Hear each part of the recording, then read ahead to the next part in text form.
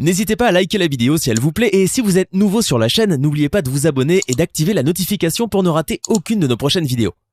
Qui est-ce qui vous divise entre vous et le président Bosso en cette question de l'état de siège? Vraiment, nous n'avons pas un problème personnel avec le président Bosso, qui est d'abord un ami. Mais visiblement, apparemment, il y a un problème qui ne dit pas son nom. Donc, je dis, nous n'avons pas un problème individuel avec le président Bosso, qui est d'abord un ami.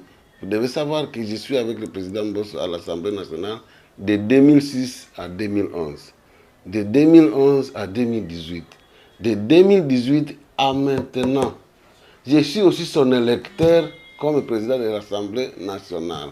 Il est même parmi les meilleurs présidents de l'Assemblée nationale, surtout dans la gestion du social des députés. Nous lui devons cela vraiment. Mais cela n'est pas la raison pour que nous puissions les laisser un peu participer à entretenir l'absence de communication sur la situation du Nord Kivu. Donc, la situation de guerre et de sécurité au Nord Kivu, elle est couvée. Elle est entretenue sous la table. On ne veut pas, même les députés nationaux, les autres députés nationaux, autres que des provinces concernées, disent que pourquoi vous ne nous expliquez pas, pourquoi vous ne nous parlez pas de ce qui se passe au Nord Kivu. Nous n'avons jamais eu le lieu et l'espace pour expliquer à nos collègues la vraie version, la vraie vérité sur les tueries au Nord Kivu. Comment ça se passe? Et ce n'est pas seulement le président Bosso. Je vais vous parler de l'époque pour qu'on sépare, qu'on sorte les sentiments. Sous Camère, originaire de l'Est, de l'espace concerné. Chaque fois qu'on voulait parler de cette affaire de tuerie, de sécurité à l'Est, la démarche la plus rapide, c'est de tirer les députés de l'Est, Nord Kivu, Sud Kivu parfois, Nord Kivu, Sud Kivu et Ituri, on les tire à côté de la plénière pour aller les sensibiliser, les moraliser, les convaincre. Et dire que non, comme nous venons de vous expliquer, de vous moraliser, vous venez aussi de vous défouler. Nous avons compris votre douleur. Nous allons porter cette douleur vers le chef de l'État pour qu'il règle la question. Cette situation, on l'a fait toujours la veille ou le jour de la plénière. Cette méthodologie, même Mbosso l'a appliquée. Donc c'est pour dire que ce n'est pas Mbosso, ce n'est pas... Même Kamera l'a fait, même les autres présidents de l'Assemblée. Il faut toujours comme ça. Ne permettant donc pas que l'Assemblée puisse connaître du fond. Et quand nous arrivons dans la salle, nous ne pouvons pas trahir, nous ne pouvons pas dénoncer. C'était quand nous venons d'être d'accord qu'un monsieur vient de s'engager à aller amener la solution. Nous arrivons dans la salle, nous ne parlons plus, nous sommes sages et nous laissons la situation. Alors les autres se disent, mais ces gens ne parlent pas. Mais pourquoi ils ne parlent pas? Ils sont étonnés. Voilà pourquoi les gens ne savent rien. Lorsque finalement Vital Kamerhe avait craqué dans cette démarche d'aller vouloir parler, lui aussi on le bloquait là-bas. Après tout, le président de l'Assemblée, quand il arrive sur le chef de l'État, c'est un garçon comme tout autre, il attend comme les autres. Ce n'est pas un chef. Donc quelqu'un qui dit que lui il ira expliquer, c'est facultatif, il peut ou peut ne pas. Alors, la situation du président Bosso, autant de fois il y a eu des demandes de dérogation, autant de fois il a appliqué cette méthode. Et nous nous sommes rendus compte, bon, lorsque on allait dans la salle, à un certain moment on s'est dit, non, parlons-en clairement. Une fois on a obtenu qu'on en parle à huis clos. On dit, bon, cette fois-ci, le huis clos, on va parler. Mais ce n'est que normal, nous disons, cette fois-ci, on va parler. Mais c'est Mbosso qui dirigera la plénière.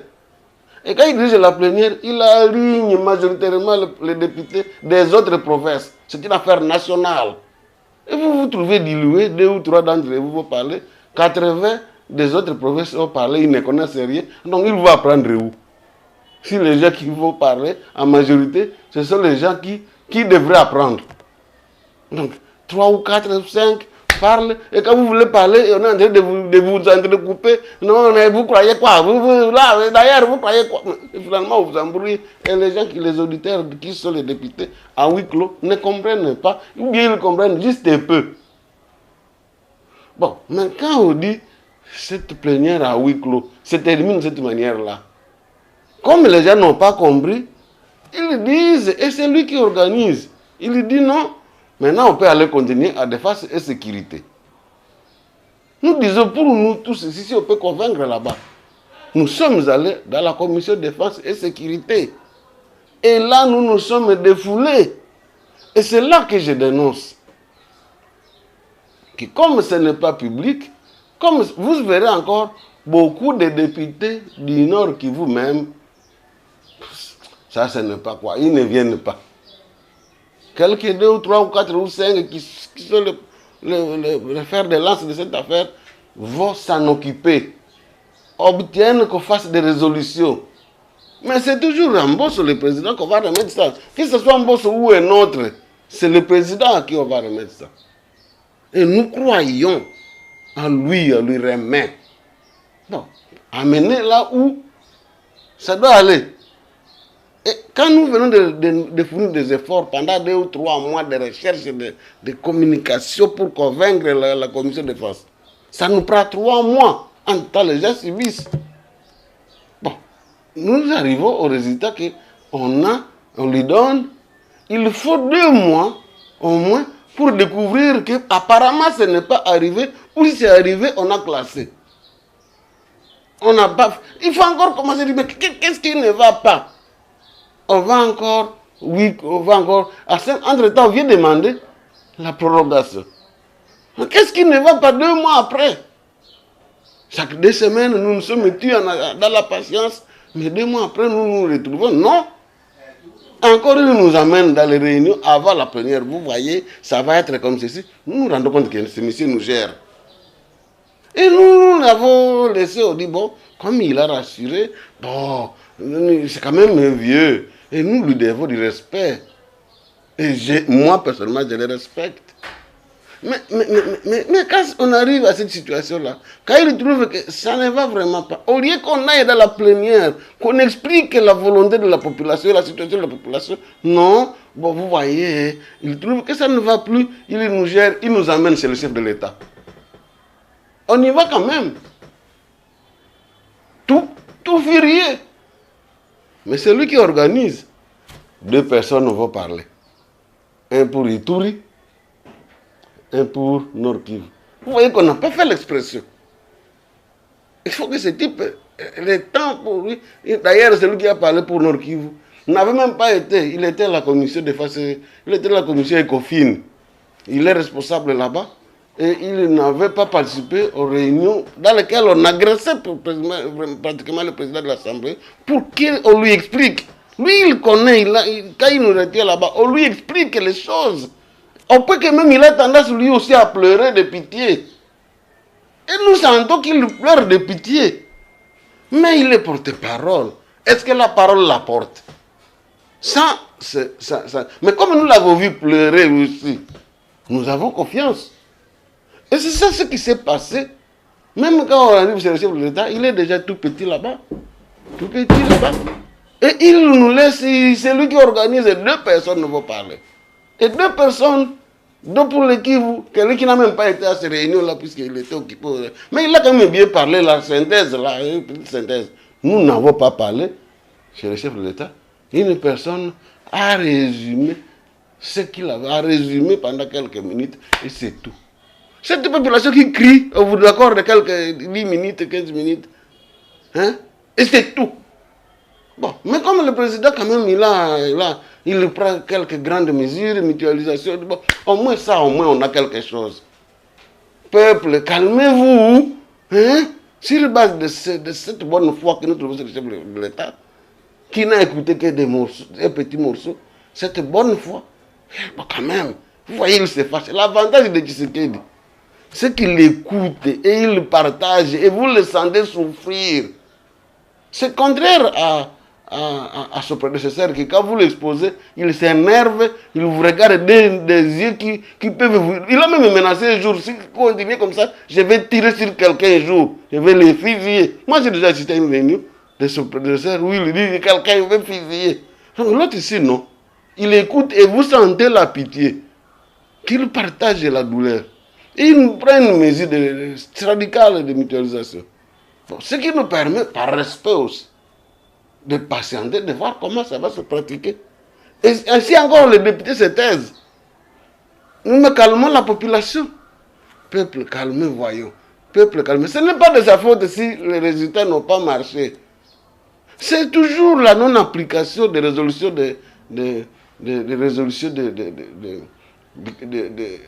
États venus de la commission de défense et sécurité et acceptées par la plénière, non appliquées.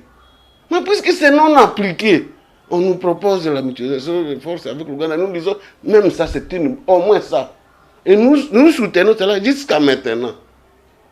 Mais la difficulté qu'il y a d'extraire de l'armée ces personnes qui ont été intégrées sciemment sous le régime sortant, cette difficulté d'extraire cette crème rend la situation compliquée. C'est bien que même quand on met les gouvernements militaires, nous nous sommes rendus compte que ces gouvernements militaires s'occupent des affaires d'argent, des finances, des récoltes de finances. Et réellement, ils ont fait une chose extraordinaire.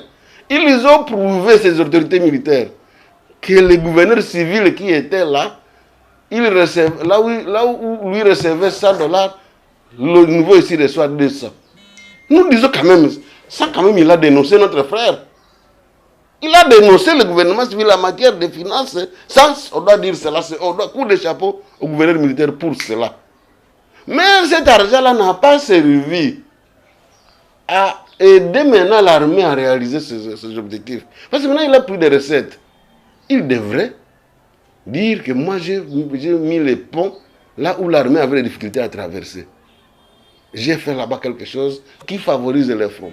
Les gens ont eu vraiment fait. Moi, l'argent là, j'ai fait. Parce que les militaires, il a le droit même de réquisitionner. La justice militaire permet aux militaires, pour sauver la population, de prendre un bien qui appartient aux particuliers.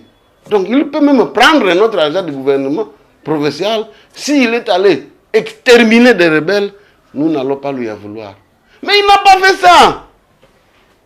Ils n'ont pas fait ça. C'est pourquoi nous avons dit non. C'est le président de l'Assemblée.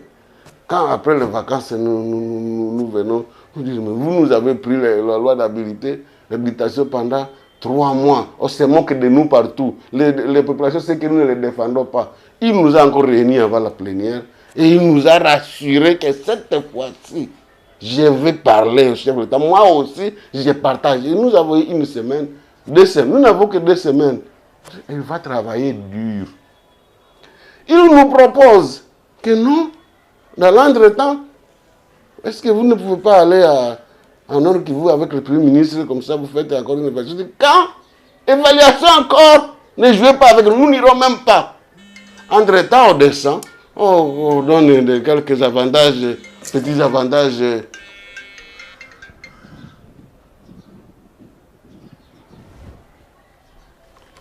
Quelques petits avantages particuliers, sociaux, à 1, 2, 3 députés, et ils y vont quand même pour accompagner le Premier ministre. Ils avaient ordre de démission, ils avaient des documents, au moins une autorisation de sortie.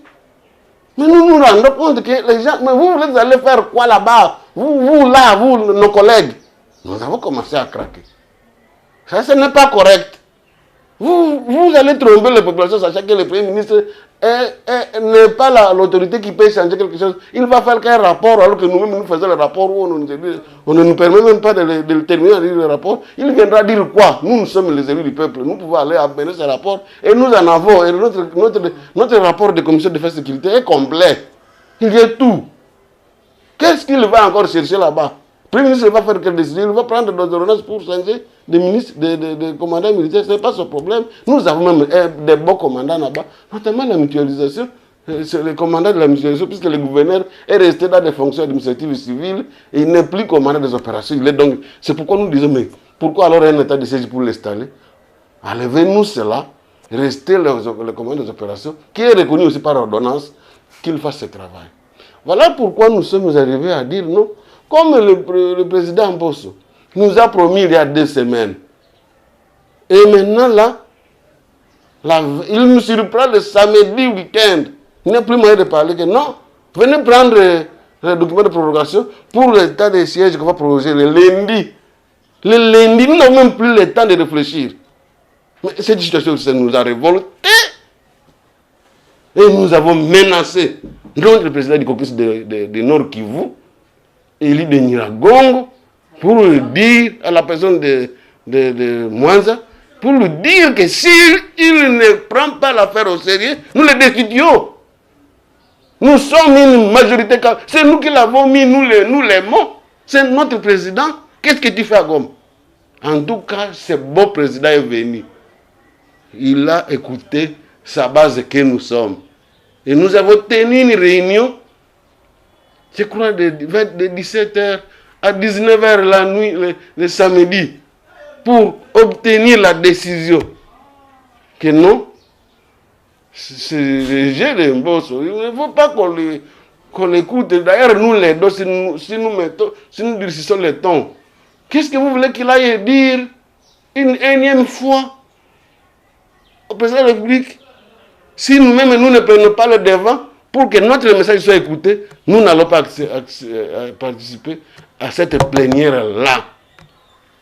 Nous disons non et nous demandons de communiquer à Jean de Lituri et consorts et les autres partenaires que telle est notre position jusqu'à ce qu'on lève l'état de siège tel qu'il fonctionne à ce moment ici. Bon, j'ai pris le courage de communiquer, de faire la synthèse, parce que si je ne la faisais pas ces jours-là, la population du Nord Kivu qui attendait encore qu'on va prolonger, elle était prête à aller dans la rue. Moi, je dois calmer la population en leur disant non, nous venons de reprendre nos responsabilités et peu du calme. Beaucoup de députés qui n'étaient pas venus à la réunion, eux aussi ont appris le compte rendu de la réunion dans le communiqué que j'ai fait.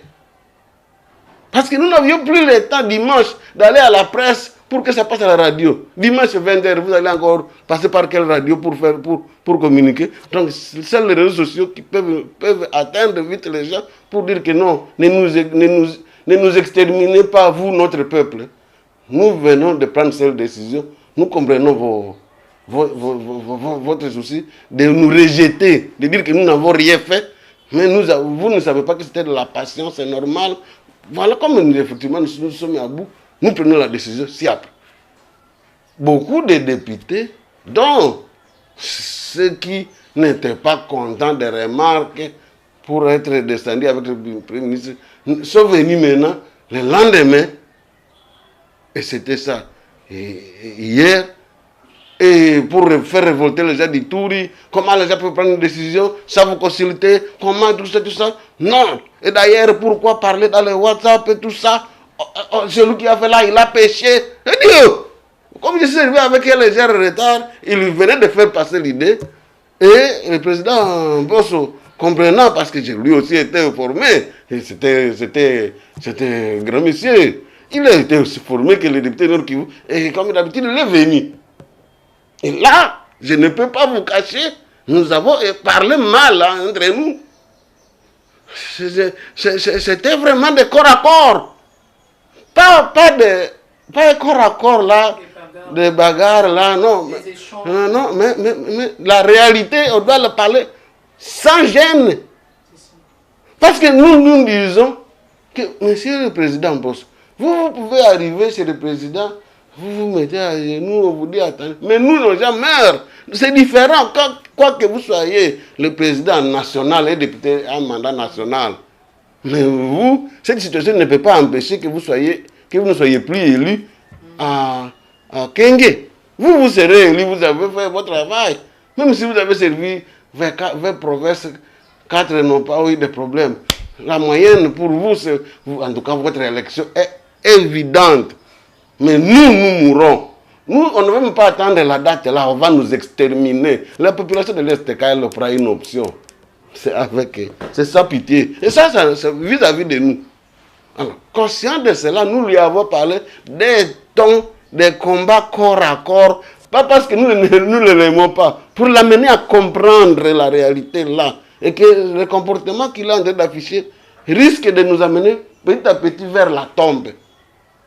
Bon, je sais que nous n'avons pas été amicaux dans cet entretien, mais je sais aussi que le président Bosso, il est d'une sagesse et il est élevé. Ça lui a permis. Ça lui a permis de comprendre.